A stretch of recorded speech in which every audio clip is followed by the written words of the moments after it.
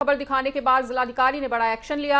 वहीं FM news ने खबर को प्रमुखता से दिखाया है, जिसके बाद से जिलाधिकारी माला श्रीवास्तव ने तत्काल प्रभाव से शहर की सभी रोडों पर काम शुरू कराया है।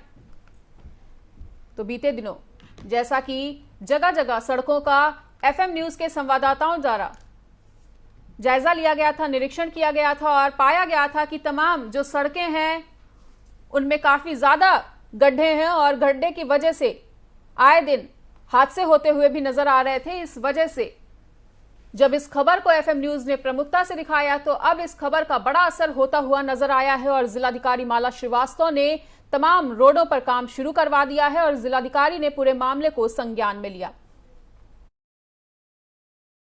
हमारे साथ सहराज अहमद हमारे संवाददाता जुड़ चुके हैं। तो सहराज, जिस तरह से एफएम न्यूज का बड़ा असर होता हुआ नजर आया है, सभी रोडों पर काम शुरू हो चुका है, क्या कुछ अपडेट निकल कर आ पा रहा है?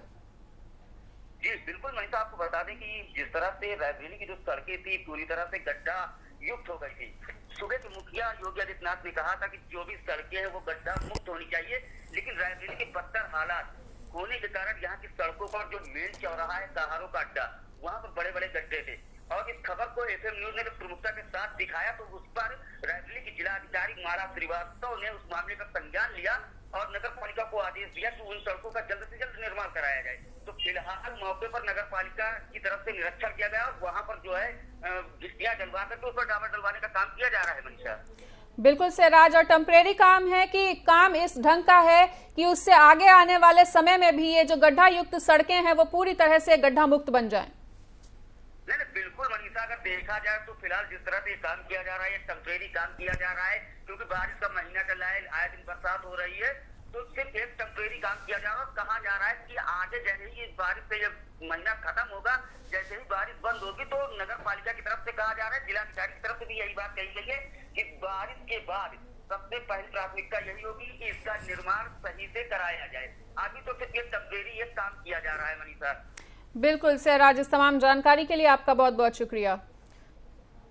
तो रायबरेली में एफएम न्यूज की खबर का बड़ा असर होता हुआ नजर आया है, जहां तमाम जगह पर गड्ढा युक्त सड़कें देखी जा रही थी, आए दिन जल जमाव की स्थिति देखी जा रही थी, सड़क हादसे होते हुए नजर आ रहे थे। इसी को देखते हुए जब हमारे संवाददाता ने तमाम रोडों का निरीक्षण किया, तमाम रोडों का जायजा लिया, तो पाया गया कि तमाम गड्ढे सड़कों में पाए गए हैं। गड्ढा युक्त सड़क अलग अलग जगहों पर देखने को मिल रही है रायबरेली में, और जब इसे जिलाधिकारी के संज्ञान में लाया गया और एफएम न्यूज पर इस खबर को प्रमुखता से दिखाया गया, तो इसके बाद जिलाधिकारी ने इस पूरे मामले पर संज्ञान लेते हुए निर्माण के आदेश दिए हैं। सड़कों को, गड्ढा युक्त सड़कों को गड्ढा मुक्त करने की कवायद में तेजी लाई गई है और देखना होगा कि बारिश के बाद किस तरह से इन पर पूर्णतः मरम्मत का कार्य प्रारंभ होता है और कितनी जल्दी यहां पर जितनी भी रोडें हैं वो पूरी तरह से गड्ढा मुक्त नजर आती हैं।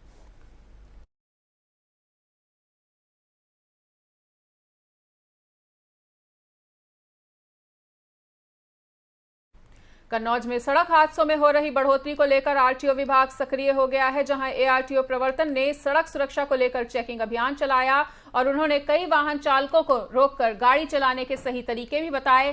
कागज पूरे न होने पर कई गाड़ियों का चालान भी काटा गया। किस तरह की चेकिंग है? ये सड़क सुरक्षा के दृष्टिकोण से यातायात निदेशक द्वारा दिए गए निर्देशों के क्रम में आज सीट बेल्ट हेलमेट के खिलाफ अभियान चलाया जा रहा है। हमारे जनपद में सड़क सुरक्षा से संबंधित जो दुर्घटनाएं हैं वो बहुत अधिक हो रही हैं। इसके दृष्टिकोण से हम लोग जो है हेलमेट और सीट बेल्ट के खिलाफ एक अभियान चला रहे हैं। लोगों को जागरूक कर रहे हैं कि हेलमेट पहने, हेलमेट आपके लिए जीवन के लिए अनमोल है और बिना हेलमेट के वाहन का संचालन है।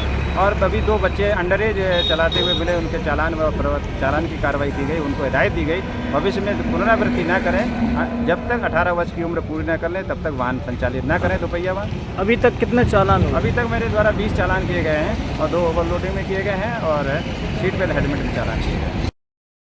अमरोहा के गजरौला में चल रही पटाखा फैक्ट्री में बीती रात धमाका हो गया और हादसे में कई लोग गंभीर रूप से घायल हो गए। घायलों को निजी अस्पताल में भर्ती कराया गया है, जहां सूचना मिलते ही पुलिस मौके पर पहुंची और पूरे मामले में छानबीन की जा रही है। बताया जा रहा है कि फैक्ट्री संचालक मौके से फरार चल रहा है। तो पटाखा फैक्ट्री में अचानक से आग लग गई। आग लगने से हादसे में कई लोग घायल बताए जा रहे हैं और मामले में पुलिस द्वारा छानबीन चल रही है। वहीं पटाखा फैक्ट्री का मालिक जो है वो मौके से फरार चल रहा है। भर्ती भी कराया गया है और पूरे मामले की जांच पड़ताल में पुलिस जुटी हुई है। कि थाना गजरोला क्षेत्र अंतर्गत गांव वल्लीपुर भूड़ में सुभान पुत्र नईम के नाम से पटाखा विक्रय व भंडारण का लाइसेंस प्राप्त है, जिसका गोदाम गांव वल्लीपुर भूड़ के बाहरी क्षेत्र में बना हुआ है।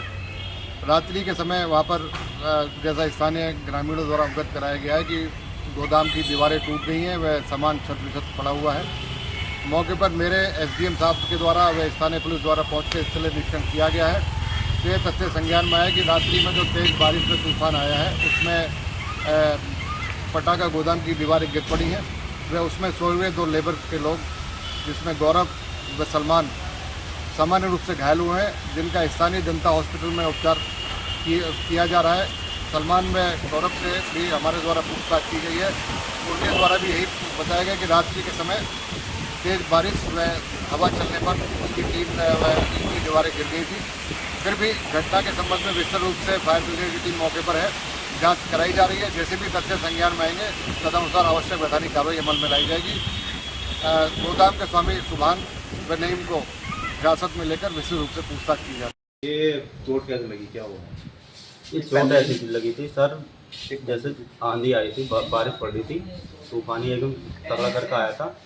एकदम हम तो सो गए थे, हमें कुछ पता नहीं था। एकदम दीवार एकदम साइड से गिरते की साथ ही एक साइड की बेस्ट दीवार थी, वो एकदम टीन के ऊपर एक तरफ से गिरने के बाद में टीन हमारे ऊपर गिर चुके थे। ना तो कुछ धमाका हुआ था, न कुछ हमें चोट हमारे फूटे हुए हैं। ये टीन जो उड़ी है पेड़ों पर गई, कैसे गई? ये टीन जो उड़ी है फटफट ब्लास्ट तो होया है उसमें? ब्लास्ट तो वो क्या नाम है हुआ ही नहीं, क्या नाम है, सिर्फ बैटरी जो रहा था वो है। अच्छा, बैटरी फटी है बस? बैटरी फटी है सर। तो जो अगर टीन वगैरह गिरी हो, पेड़ उड़ का कैसे चली? सर जब बैटरी भर रहेगी तो क्या नाम, वो तो अरे होता क्या उस टीम में क्या था? क्या बनना था वहाँ पे उस टीम में? उस टीम में सिर्फ ये अनार बनार बनने थी, पटाखा। हाँ अनार के। तो आप नहीं काम कर रहे थे? हाँ। क्या नाम है आपका? से काम कर रहे हो? सर मुझे हो गए 10 साल करीब। यही काम करते हुए? हाँ, इनके पास बचपन से। क्या नाम है? गौरव। कितने घायल हैं इसे? अच्छा, जिनकी फैक्ट्री है इनका क्या नाम है? जिनकी फैक्ट्री है जहाँ काम करते हैं इनकी इनका नाम क्या है? स्वान। स्वान कहाँ के हैं ये? आपको अच्छा, कितने साल से फैक्ट्री चला रहे हैं? ये इनके बाप दादा के। यहाँ गजरोला में कितने दिनों से चला रहे हैं? गजरोले में यहाँ पे सिर्फ 2 साल का। सोमपाल से। अच्छा, ये कौन सी जगह है? ये अलीपुर। अच्छा, क्या हादसा हुआ है? ये साहब बम छुटा रहा, इन्होंने कोई बड़ा वो बना रहे थे तो इनसे चपन निकला, वो फट गया। अच्छा, ये किस चीज की फैक्ट्री है? ये साहब पंपी वो है, पटाखे बनाने की। अच्छा, कितने दिन से फैक्ट्री चल रही है? 3 साल से। अच्छा, तो यहाँ ये अवैध है, कैसी है? अब ये पता नहीं साहब, वे 3 साल से बन रही है। देखो ये बसी पत्ते सब, और एक फैक्ट्री ये है देखो सामने, इसमें रबड़ जलती है, ये भी सांस नहीं आने देती। ये 2 फैक्ट्री ऐसी बनी है। यूपी एसटीएफ ने लखनऊ के मदेगंज इलाके से अहमद बेग नदवी को गिरफ्तार किया है, जहां Nadvi social democratic party of India का सदस्य रहा है।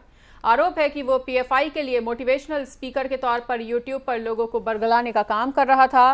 वहीं नदवी को यूपीए के तहत गिरफ्तार किया गया है। बताते चले कि यूपी एसटीएफ ने अहमद बेग नदवी को किराए के मकान से उस वक्त पकड़ा जब वहां पर उसके तमाम जानकार भी मौजूद थे और उसके मोबाइल और लैपटॉप से कई आपत्तिजनक वीडियो भी बरामद किए गए हैं। आरोप है कि ओमान समेत कई खाड़ी देशों में जाकर वो पीएफआई के लिए फंड इकट्ठा करने का काम कर रहा था। साथ ही 2047 तक भारत को मुस्लिम राष्ट्र बनाने की मुहिम चला रहा था। दरअसल अहमद बेग नदवी ने 2018 तक लखनऊ के नदवा कॉलेज में पढ़ाई की है और वो श्रावस्ती का रहने वाला है। इतना ही नहीं, 2022 के विधानसभा चुनाव में बहराइच की कैसरगंज सीट से एसडीपीआई के टिकट पर नदवी ने चुनाव भी लड़ा था। तो नदवी से जुड़े हुए तमाम तारों को खंगालने की कोशिश की जा रही है कि कहां तक इसने अपने तार बिछाए हैं। आपको बता दें कि पीएफआई से जुड़ा अहमद नदवी फिलहाल गिरफ्तार हो चुका है और एसटीएफ द्वारा तमाम जांच पड़ताल की जा रही है कि इसने कहां तक अपने तारों का विस्तार किया है, कहां से संपर्क साधकर मुस्लिम विरोधी और देश विरोधी गतिविधियों को अंजाम दिया है।